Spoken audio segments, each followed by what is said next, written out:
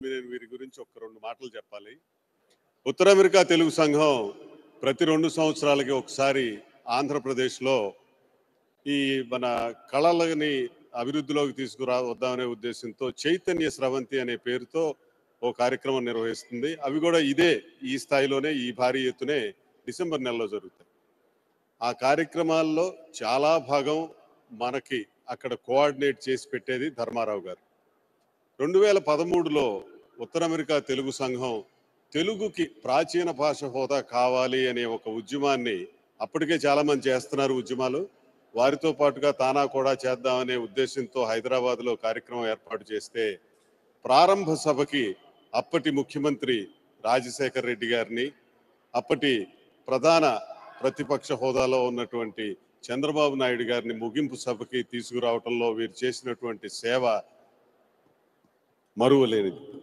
So అప్పుడు వీరు పడినటువంటి కష్టం నేను ప్రత్యక్షంగా చూశాను. ఇన్నాళ్లకి వీరు అమెరికా రావటం, తానా వేదిక మీదుగా మనందరినీ కలుసుకోవటం నాకైతే సంతోషంగా ఉంది. ధర్మారావు గారు, thank you very much for all your service.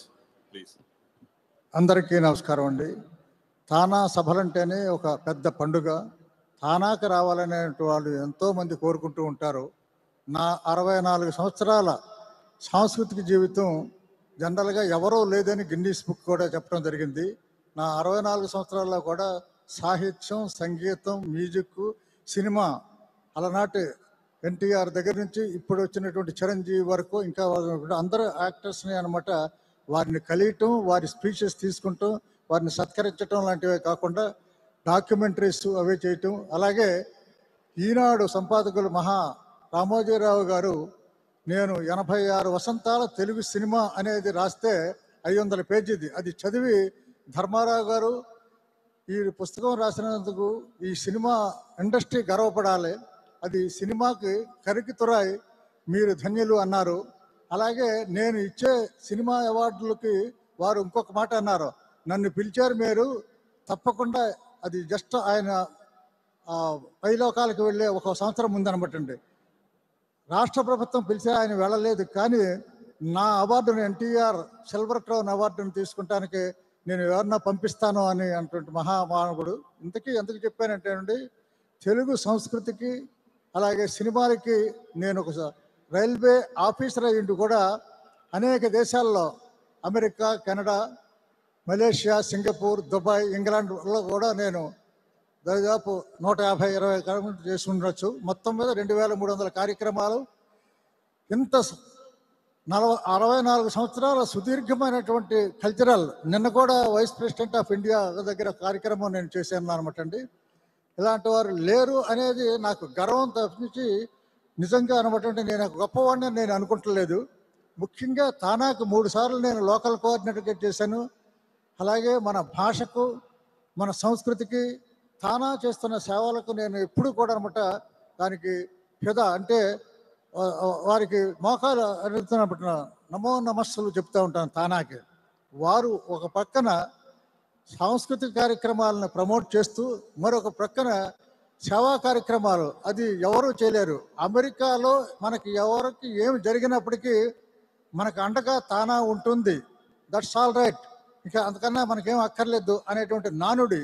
అంటే అటు సాంస్కృతిక సేవ, ఇటు మామూలు సామాజిక సేవ కూడా రెండూ చేస్తున్నటువంటి ఇటువంటి సంస్థతో నేను దరిదాపు 80 ప్రెసిడెంట్స్ తోటి నాకు చాలా మమేకమైన ఉన్నటువంటి, అలాగే ముఖ్యంగా ఇక్కడ బండ్ల హనుమయ్య గారు, అలాగే నాదెళ్ల గంగాధర్ గారు, ఈ ఊర్లో ఉన్నటువంటి వారు నాకు అత్యంత ఆప్తులు. అలాగే ఉదయ్ కుమార్ చాపలమడుగు గారు, వారు మీకు తెలిసే ఉంటుంది, ప్రఖ్యాత సినిమా నటులు. చలపతిరావు గారు దరిదాపు 1000 సినిమాలు యాక్ట్ చేసినటువంటి మహానుభావుడు, చాలా మంచి మనిషి, ఆయన అల్లుడు వీరు.